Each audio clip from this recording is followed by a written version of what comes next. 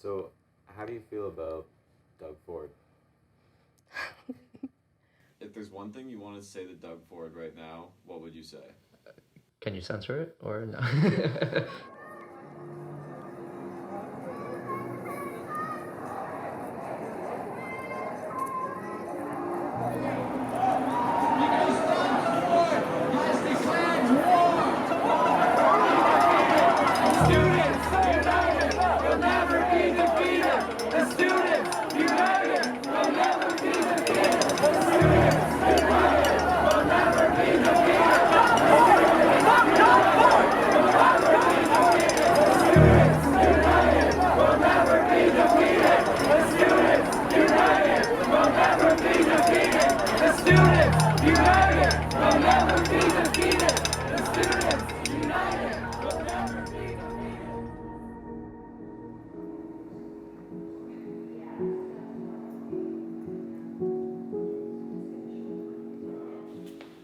It's absolutely essential that we have access to post-secondary education, colleges and universities, that cost is not the barrier, that students who earn the marks get to go.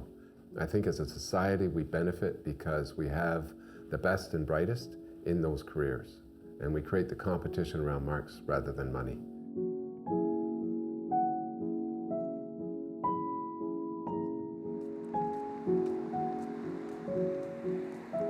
I grew up in a family of teachers. My grandfather, everyone on my dad's side pretty much is in some sort of teaching profession.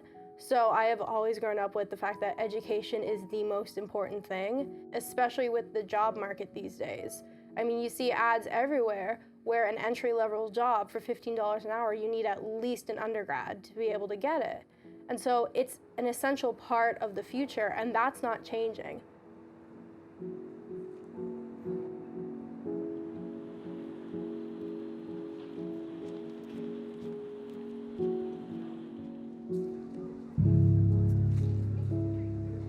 Education is important to me because it's the framework that you're using before you go into your career. Just coming from a low-income family, not having that type of financial support really does make a huge impact on whether or not you're actually able to go to school.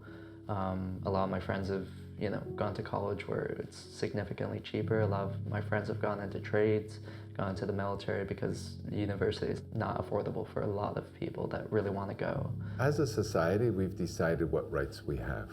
We have the right to freedom of speech, we have the right to freedom of assembly, freedom of religion, and we also have the right to education. We've signed an agreement saying that we will move towards free tuition, eliminating tuition fees for colleges and universities, and I think we need to live up to that obligation.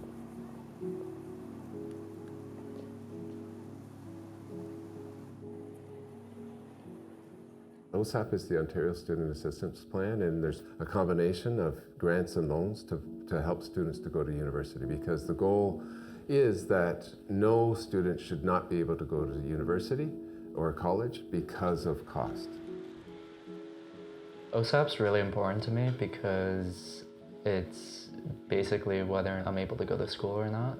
I didn't have a RESP set up for me, so I didn't have any financial backing. It wasn't until I was about 17 and I was thinking about, applying for school for my first year, and I was like, hey mom, can you help me out with this? And she sort of sat me down and told me I probably would have to take another year to work because she couldn't help me out, and I'm living with a single mother household, so I had to try and put myself through school all by myself. I have grown up in a family where, as much as education is important, post-secondary education is being funded by myself, where regardless of how much money my parents make, they are not paying for it because they can't. They have other things that they need to focus on. And to me, I felt terrible to have to look at my parents and go, hey, I owe $6,000 to the school. I need you to take out of whatever. Regardless of what bills you have to pay in this house, regardless of our roof caving in, the cars breaking down, everything, I don't care about that because you need to give this money to me. So OSAP really was supposed to be what was going to help me get through school, and now it's not. Canada has a student debt crisis, and the government shouldn't be profiting from that. Ontario's Conservative government announced plans to scrap free tuition for low-income students. Financial aid is changing. Students will have to repay loans starting right after graduation. The 6-month grace period currently in effect, that's done. Students across Ontario are applying for OSAP, and they are learning that they will not be getting as much as they did in the past.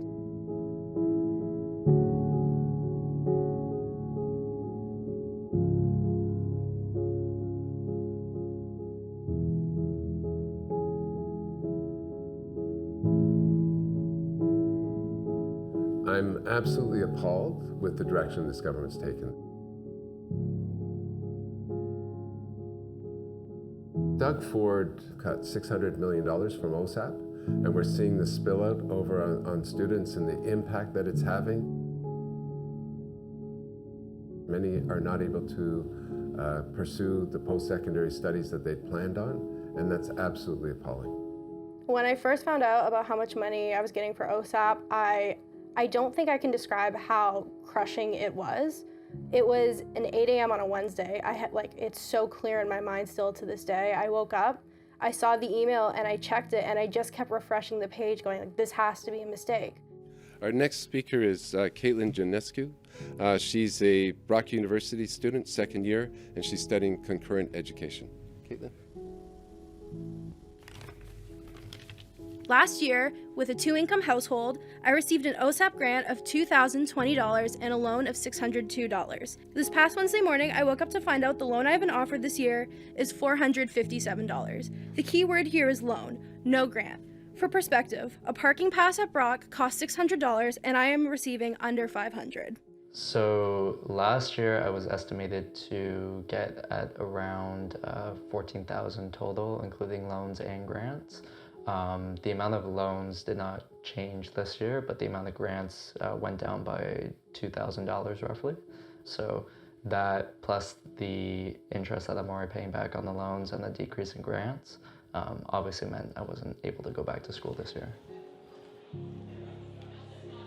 When I first found out that I wasn't able to go back this year, I didn't want to go through with the rest of the process, to be honest. I had a bit of a rage at the fact that that was a reality that, that I was living in. But then I started to think about it more and see that, it's probably not just me. When I first found out about how much money I was getting for OSAP, it was sad and it was heartbreaking. And it was in that moment I went, I'm not gonna be able to continue on with school. I came to that conclusion that this was done for me, that everything I had worked hard for was over.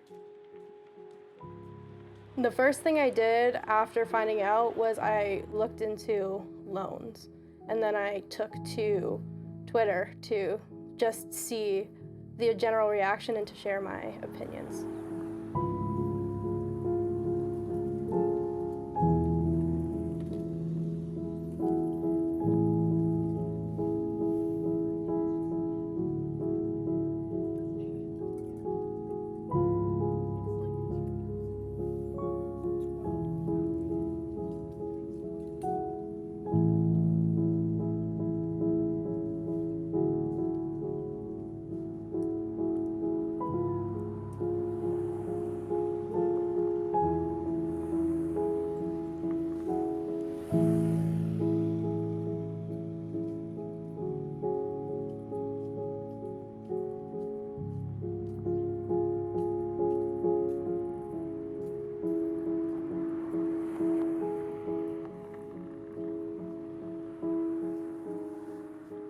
Ontario's Government for the People is introducing an unprecedented 10% tuition reduction. According to the statistics, that this cut could cost universities $360 million a year, colleges $80 million a year.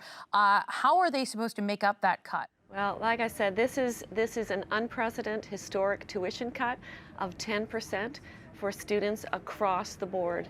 But did you do consultations? Did you do consultations with post-secondary education? We spoke with students, and this is putting students first. But you did not, so you're saying you did not consult with post-secondary education institutions about this? We've had many discussions with many people, and the students... The Alternative Spring Break at Ryerson, or ASB Ryerson, is an initiative I founded back in 2007. And it's designed to send university students on a voluntary basis overseas to work with reputable NGOs in developing states. And the whole idea is to keep it affordable. Since 2007, nobody's ever paid more than $2,000 for what ultimately is a 4 to 6 week trip in a developing country.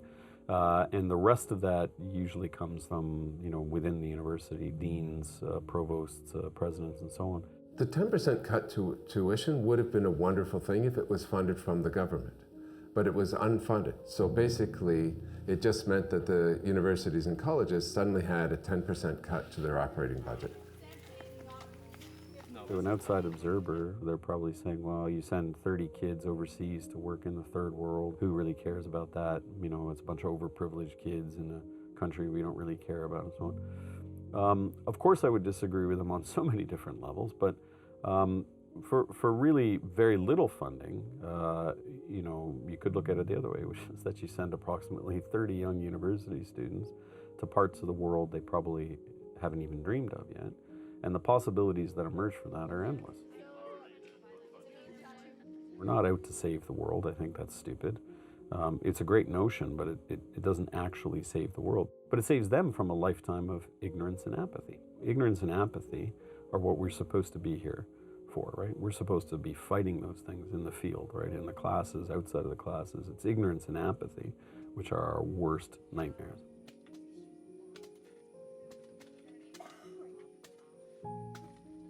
And it's not exactly a trade secret to send 30-odd students to 2 different countries in terms of institutional funding was $40,000. So that $40,000, which is chump change in the world of education, is likely to not be there because of these cuts. And I'd hazard a guess that Ford and his cabinet probably spend $40,000 a day in expenses.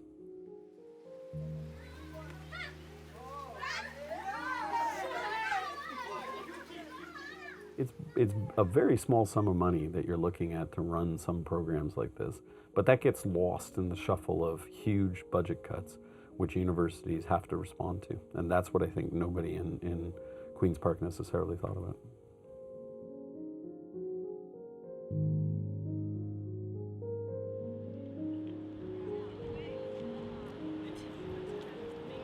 I think as students, it's important for us to fight back because we're on the front lines of something like this, and it's important for students to be able to mobilize in an effective way and stand in solidarity for each other.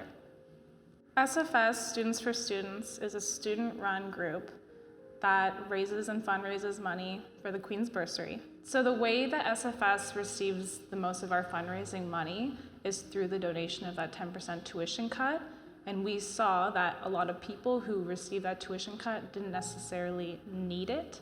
And so the purpose of this was those people who are privileged and more fortunate than a lot of our fellow students at this school are able to donate that 10% tuition cut to the Queen's Bursary. The idea of donating $500 is daunting. So some of the things that SFS and the AMS have done to help create that indirect pathway for and alternatives for donation is, for example, the Common Ground, which is the coffee house on campus. There was a specific cookie that you could buy where $1 of each cookie would go to the Queen's Bursary. The falafel sandwich that we sell at QP, every $1 from those, the proceeds go to SFS. And there was countless more opportunities for people to be able to participate without just donating a large sum.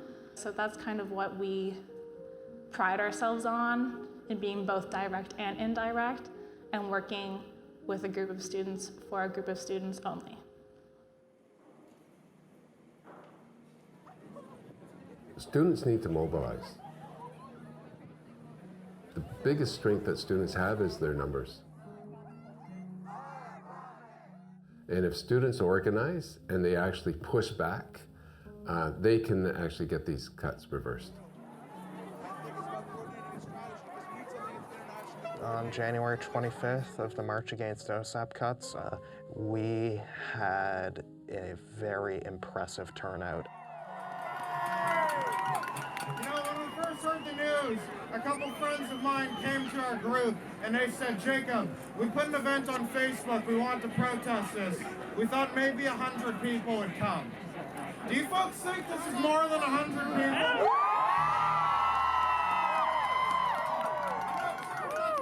I'm not sure if he's hearing you up there. Do you think that this is a hell of a lot of people? To watch 10,000 students marching down University Avenue up to Queen's Park, to watch the videos people were taking from their office buildings as the city ground to a halt. It was powerful, it was impressive, it was exhilarating to see the impact that these students had on the Ford government. This government can do to our province, but I'm even more afraid of standing by and doing nothing. We know that the one thing that this government will respond to is sustained public outrage and public activism. If we just go out there one time and then we quit forever, then they'll win. I think a student strike is not just helpful to the situation, it is the natural next step in a battle against the OSAP cuts.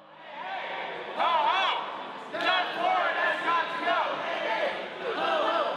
Doug Ford has got to go! Strike!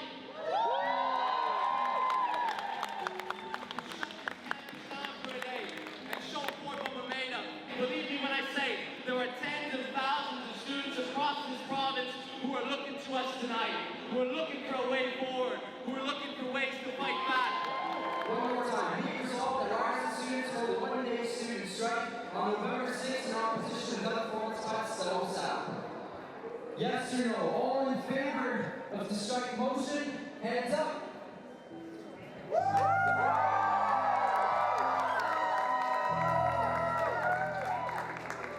Hands down. All opposed?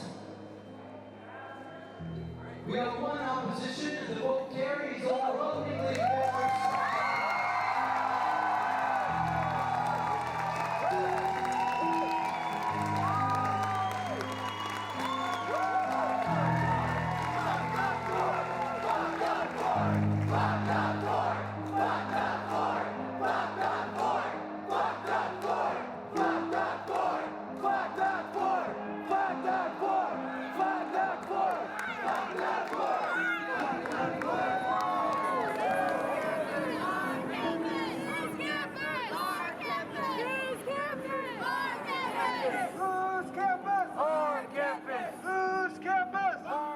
So I don't want to paint OSAP as this glorious, saviors students. I mean, it is an outdated loan program at the end of the day that, targets low-income students and, profits off of their poverty through the interest rates. So what we're calling for today is not only going back to the days of slightly less exploitation under the OSAP program, we're calling for free education. If there's enough money to, give bailouts to the big bosses and the big banks, if there's enough money for tax breaks, we think there's more than enough money for free education. And that's one of our main demands today. The strike committee is just made up of grassroots members, students who are finding time between class and between work to put time into this campaign to build it, to do the grunt work of outreach and flyering and tabling and the rest of it. It really speaks to just how passionate students are in fighting back against these cuts and how much anger there exists on campus. And I do think that this is precisely the kind of anger and the kind of mood that will lead to a mass movement that can bring this government down. Because of the cuts, I made the decision to get involved with the Brock Young Liberals, and through that club, they have linked me up with Ian Bingham, who is the Niagara West Liberal candidate for the upcoming election, and I have been working very closely at his side to help campaign. On a federal level, the Liberal government does have plans in place to help combat the cuts that have happened in Ontario, but also to be a young person getting so involved, it sends a message to the Ford government themselves that you can do all this, but we're not just gonna sit back and take it. We are gonna fight it, and we're gonna beat you, and we're gonna come out on top. You don't have to wait for someone else to speak out. Even living in a small town, you can be the person. There is always a way, just push for it, and don't just let it happen. Speak out, share your story, make it known, let the government know that you are not gonna take it. It's hard and it's scary, but you're going to be able to do it, and you will get through it. At first, I was really frustrated by the cuts to the OSAP program, and I felt like giving up a lot of times. But I'm using this year off, not just to work, but as motivation to sort of organize rallies and to help make sure that students are unified and that the Premier hears our voices, and try to get some attention to these issues, and making sure that we can try to do something to try and counteract these decisions that are affecting so many students. I'd like to welcome first the Canadian Federation of Students to share a few words. We are fighting back. This is one way in which we're doing it, by gathering here today, calling for Ford's government to reinstate grants rather than loans and to provide free education for all people in Ontario, instead of locking them out of their education as he has done so. A lot of the protests that we saw in Quebec a few years ago, where the government was raising tuition rates and they came out in full forces, and those decisions were ultimately pushed back. And I think that if the government saw more demonstrations like this and more rallies, not just here in Ottawa, but across the province as a whole, then the province would know, next time not to do something like that. Quebec has the second lowest tuition fees and the second lowest student debt levels of any province in this country. And the reason they've had it is because students have consistently gone on strike whenever the government has threatened to raise their tuition fees.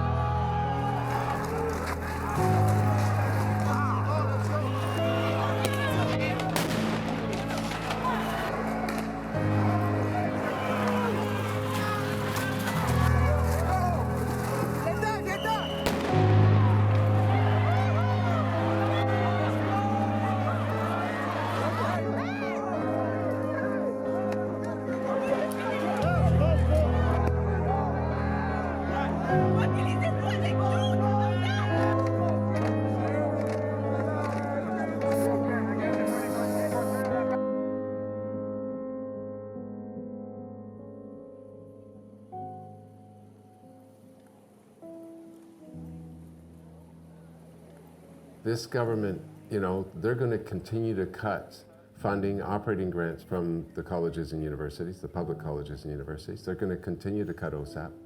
So this is not the end of it. It's not that you're going to absorb these cuts and then they're going to stop. I would expect this government to, continue to attack students until the students stand up and fight for themselves and fight back. What makes a society progressive means that the next generation has better opportunities than the last generation. And we've gone the exact opposite direction. We're actually taking away the opportunities that were available before and making it harder and harder for students to pursue post-secondary education. Personally, I think that there is nothing more important in a society than education. And I feel like cuts that have been made are absolutely detrimental to the future, not just at my age level, but for people younger than me, my younger cousins, everyone.